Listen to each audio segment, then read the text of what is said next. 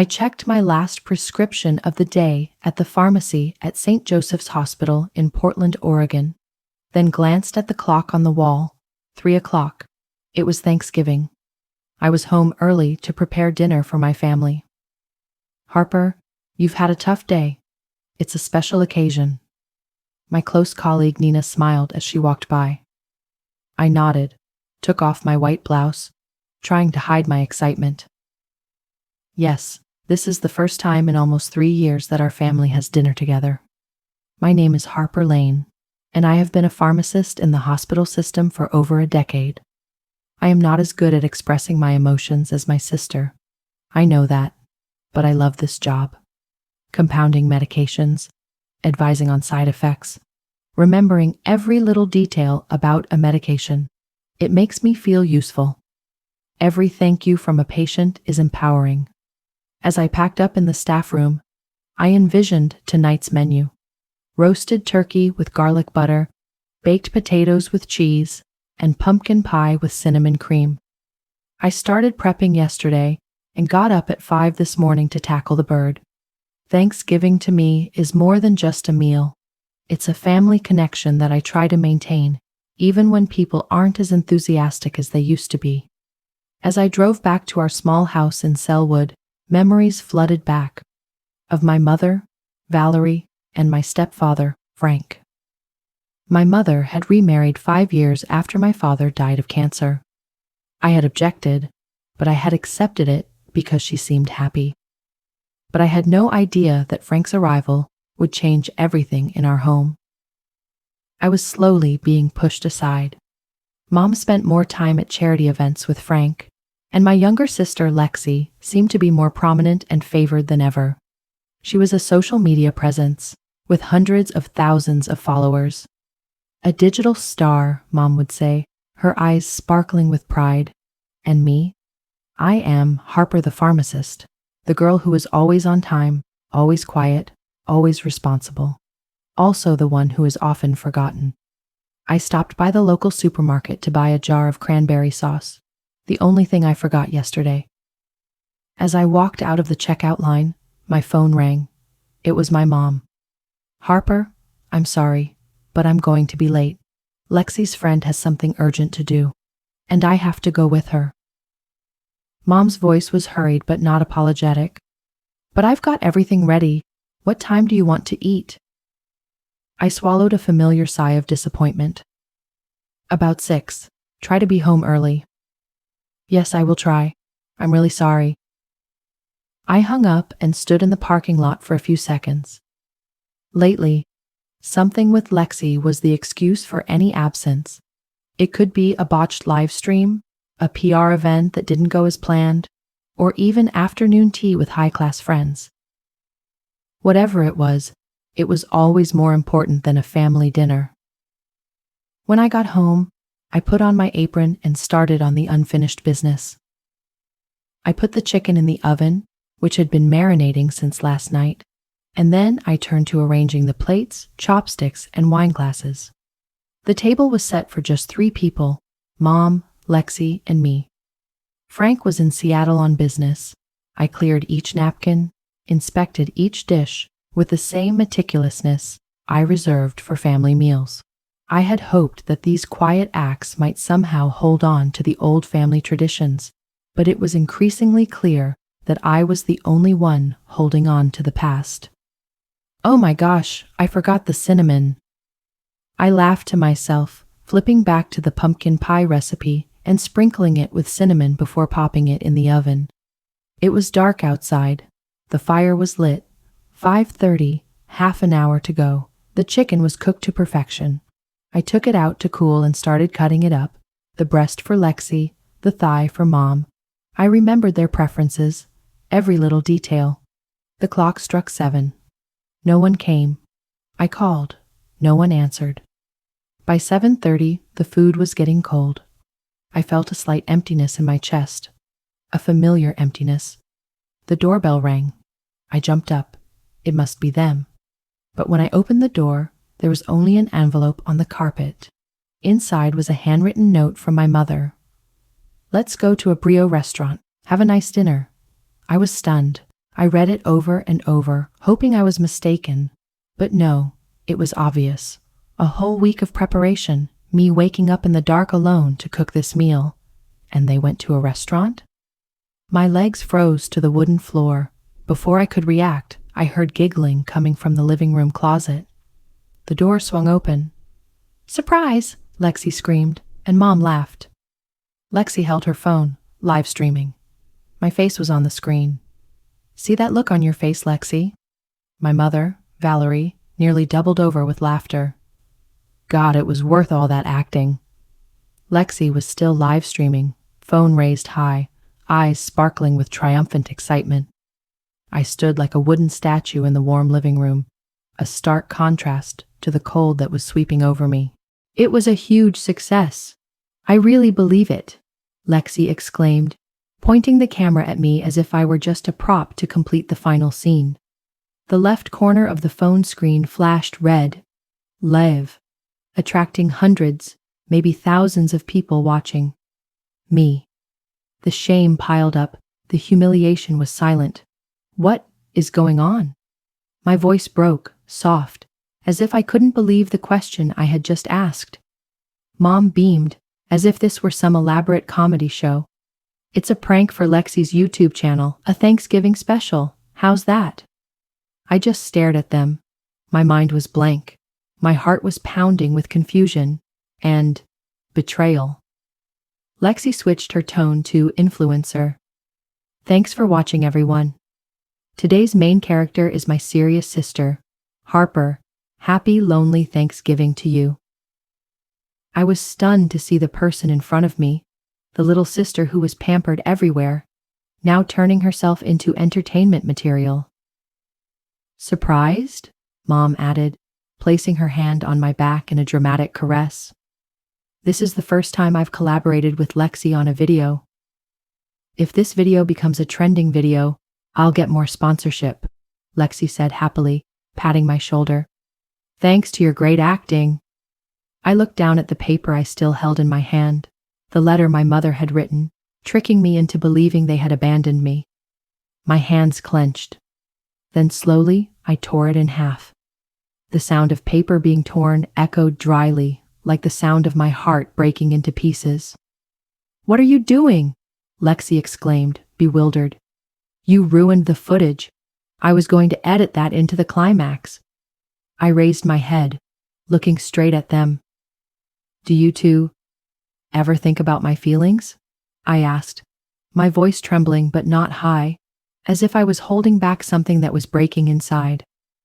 "I've been preparing all week, waking up at 4 a.m. to cook, doing everything by myself." I gestured to the dining table, each dish already cold. "Just to become a laughingstock for you two?" Lexi chuckled. "That's why it's so funny. You're always so tense, so methodical about everything you do. Just relax. It's just a joke." I felt like I had been splashed with cold water. "Oh, I see," I laughed, a laugh that was out of place. "It was just a joke, to turn other people's kindness, effort, and love into content." "Harper," my mom interjected, her voice soft, a little impatient. "Lexi and I were going to have dinner with you. We'll just finish filming and then eat." I looked at my mother, the one who had put Lexi first all these years. A family meal? A cold dinner after they'd shown thousands of strangers my every expression? "How can I eat?" I whispered. "Eat when my heart is as cold as this table?" Lexi was still filming. "You're too serious. This is entertainment. You need to learn to laugh at life." "Entertainment," I repeated bitterly. "Turning the trauma of a loved one into content for strangers to enjoy. Is that your definition of entertainment?" My mother was visibly worried. "Ashley, no, Lexi, I didn't mean anything by it. Don't be mad. Let's just let it go, okay?" I didn't answer. I looked out the window. Darkness had already enveloped the scene outside. I felt like the light inside this house was suffocating me. I grabbed my coat. My hands were shaking, but my heart was determined. "Where are you going?" Mom asked, For the first time, there was real panic in her voice. "I'm going out," I said curtly without turning around. Lexi laughed sarcastically. "Are you kidding? What's the big deal?" I opened the door. The night wind rushed in. The cold was pleasant compared to the cold I had just experienced in my own house. "Wait, Harper," Mom yelled. "The video is over. Let's go back to eating." "That's right." Lexi was also nervous. "You're really going? It's Thanksgiving." I just smiled faintly. It seemed they had just remembered that today was family day. "I don't know where I'm going. I just know I have to leave the place that makes me feel like a stranger in my own home." I walked aimlessly down the quiet streets of Selwood, where moonlight filtered through the bare trees and lit the sidewalks with dried leaves. The atmosphere was distinctly Thanksgiving, war, festive, familiar, but not for me. The lights from the windows of the houses on the street, the sounds of conversation and laughter, reminded me that I was an outcast, that I no longer belonged. Cold. The late November Oregon wind cut through my thick coat, biting me to the bone. I pulled up my collar, stuffed my hands in my pockets, and tried to calm myself. But the cold inside me was unbearable. I left the house angry, but as I walked, the anger faded, leaving a vague void between self-pity and sadness. And somewhere underneath, there was something very much like release. For years, I have tried desperately to be a good son, the ideal sister, the model daughter, the one who always stood silently behind Lexi to shine. And today, for the first time, I didn't turn back, didn't wait, didn't forgive. I wondered where to go. Most of the cafes were closed. The thought of finding a hotel crossed my mind, but I knew I needed something else. A real warm place, not just a place to stay. Then I remembered an old text from my college best friend Marissa. 3 days ago, she texted me to invite me to her apartment in Northeast Portland for Thanksgiving. "We're having a small party, just a few old faces. Harper wants to come?" I declined because I had dinner with my family. How ironic. I stopped in front of a dimly lit convenience store. Standing on the porch, I pulled out my phone, still on silent. The screen showed nearly a dozen missed calls from my mom and Lexi. I swiped past them without opening them. The emptiness returned, but it wasn't bitter anymore, just numb. I opened Marissa's old messages. "We're having a small party, just a few old faces. Harper wants to come?" I typed each word slowly. "Marissa, hi. I know it's sudden, but if you're still around, can we stop by?" The message was sent. I wasn't expecting anything, but a few seconds later, the phone vibrated. "Of course, come on up. Everyone will be glad to see you. What's the matter?" I bit my lip. Tears suddenly welled up in my eyes when I saw that line. The simple kindness from an old friend broke my heart. I quickly texted, "I'll be right there. Thanks." The distance was only about 20 minutes walk. I decided to walk, letting the night wind wash away the emotions stuck in my chest. On the way, I thought about my mother. Since she married Frank, my role in the family had seemed to fade. Frank wasn't rude. He wasn't mean. It was just that his presence changed my mother. She had gone from being a warm, thoughtful woman who cooked holiday meals to a busy woman who ran fundraisers, cocktail parties, and articles in Portland Businesswoman magazine. The only thing she really paid attention to was Lexi. Lexi, the golden sister, the one who always lit up every room, the one who always had my back, the one who was always forgiven, even if it was late, even if it was thoughtless. And me? I am the reliable one. The mother never needs to worry, and therefore doesn't need to care. It's me, the person who remembers everyone's birthdays, the person who sends handwritten cards every Thanksgiving, the person who carefully wraps gifts in recycled paper. But in their eyes, those things are not as important as a post with 15,000 likes. I stopped in front of Marissa's apartment. Warm yellow light poured from inside, laughter ringing. I hesitated at the door, my heart pounding, wondering if I should actually knock. But then I rang the bell. The door opened. Marissa smiled. "Harper, I can't believe it. Come on in." She hugged me tightly without asking anything more. I almost wanted to cry at that moment. Inside, everyone turned to look. "There's Harper." Someone's voice rang out. I saw familiar faces. Daniel, who studied medicine with me, Lydia, my old roommate. They had changed, but their eyes and smiles still made me feel like I belonged. "You didn't say you were coming. I thought you were having dinner with the family," Lydia asked as I entered the living room. I smiled slightly. Last-minute change. Marissa looked at me affectionately. "We're happy just to have you here. There's so much delicious food. Go get a plate."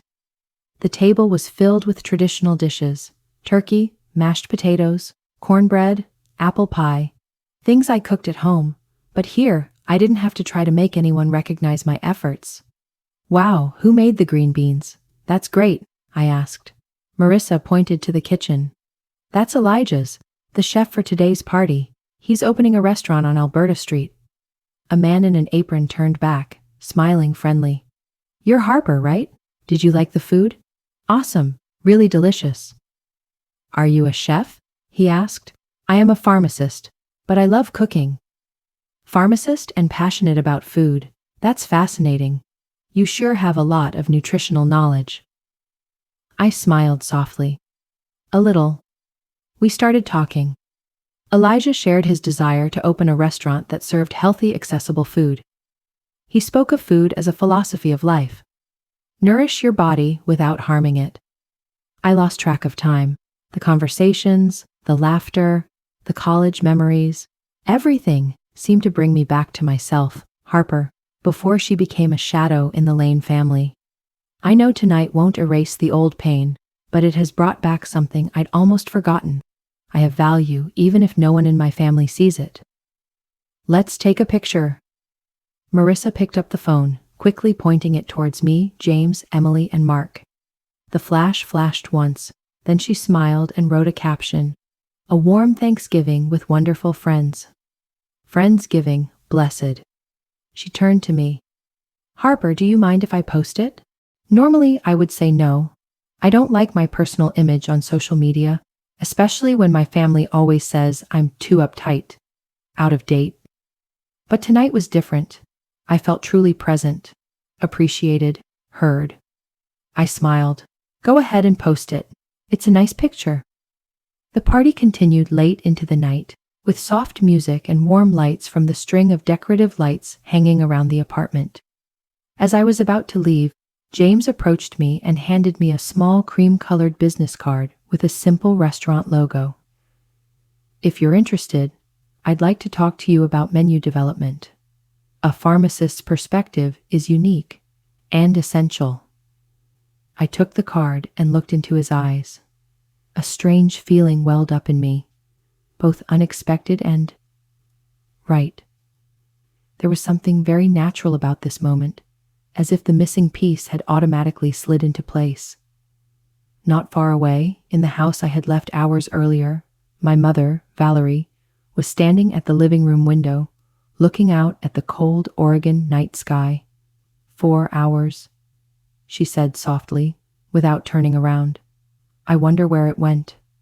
Lexi, hunched over on the sofa, held her phone, but stopped browsing the web as usual. "She's really mad," she muttered. "I didn't think she'd do that." I deleted the video, but it had thousands of views. The comments were horrible. "Do you think I care about those views?" Valerie interrupted, annoyed. "I'm just worried about where Harper is. It's so cold out there." Suddenly, Lexi stopped. "Mom, look." On the screen was a photo, me smiling brightly with old friends. The caption was clearly visible: "A wonderful Thanksgiving with wonderful friends." Valerie froze. "Harper?" She laughed. Lexi bit her lip, her voice noticeably softer. "I guess I went too far this time." "Your prank ruined his Thanksgiving day," my mother almost screamed. "We disregarded his feelings, all for a joke, A stupid video for social media, and you dragged me into it." Lexi bowed her head. For the first time in years, I was sure she had no excuse. "Let me try calling again," she said, her voice barely a whisper. No answer. Unread messages, missed calls, one by one, notifications silently appeared on my phone screen, now in my hotel jacket pocket. But I didn't care. I was feeling something warm. It had been a long time since I felt like I wasn't being compared, not being denied, not being behind Lexi, the shining daughter that my family always favored. I was standing on the sidewalk, waiting for a taxi, when I heard a soft voice calling from behind. "Harper!" Wait a minute. I turned around and saw James, breathing heavily, cheeks flushed with cold. "Sorry, I know it's late, but..." I was so engrossed in our conversation just now that I forgot the most important thing. He was a little confused, then said in one breath, "I studied French and Italian cooking in New York, but I want to open a restaurant with a modern nutritional style, delicious, healthy, with medical depth. And I want you to be my partner, not just as a pharmacist, but as someone who understands the body, understands food, understands emotions." I froze. I'm not a nutritionist. I never thought I'd be in a restaurant. But I knew I loved cooking, and I loved the feeling of contributing to other people's health in a way that was more intimate than cold pills. "I will think about it," I said, and this time my voice was soft but firm. That night, lying on the hotel bed, I looked at the business card in my hand. It felt strange, both regretful and relieved. The dinner I had prepared at home was still there, cold. But here, in this quiet space, I felt seen, chosen. The next morning, my phone lit up with notifications. A text from my mom, long and repetitive with words like worry, misunderstanding, don't be mad. A text from Lexi, a mixture of apology and justification. I did not answer. Instead, I opened the email and typed in the first line. "James, thank you for last night. I'd like to hear more about your proposal." Less than 5 minutes later, he responded, "Great. Come to the test kitchen this weekend. I'm trying out some new dishes and need a taster." That weekend, I found myself in a small room at the back of an old coffee shop owned by Uncle James, what he called his test kitchen. The ceiling was low, the lighting soft and yellow, and the smell of herbs wafted through the air. "This is low-carb quinoa risotto, and this is gluten-free carrot cake." James introduces each dish as if showing off a precious art collection. "I want to combine food and medicine," he laughed. "Add turmeric for its anti-inflammatory properties. Any ideas?" I nodded, immediately switching to my professional instinct. The curcumin in turmeric is fat-soluble.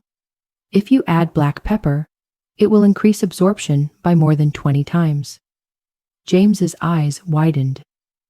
"That's exactly what I need." We laughed together. I no longer felt like I was being left out. My mother stood up, her eyes brimming with tears. She hugged me, the first hug in almost 2 years. I hesitated, then hugged back. Lexi came closer, quietly joining the hug. The relationship was broken and not yet healed, but at least this time no one is pretending. I learned one big thing. Everyone can change, if they really want to, and so can I. Now I no longer live to please my mother or play the role of the ideal sister. I live for myself and for those who truly appreciate me. Strangely enough, that cruel prank on Thanksgiving night was the turning point for me. I lost something, but I gained something much greater. Now, every morning when I wake up in the green hearth kitchen, I thank myself for daring to step out of that house in the cold, to start a whole new life.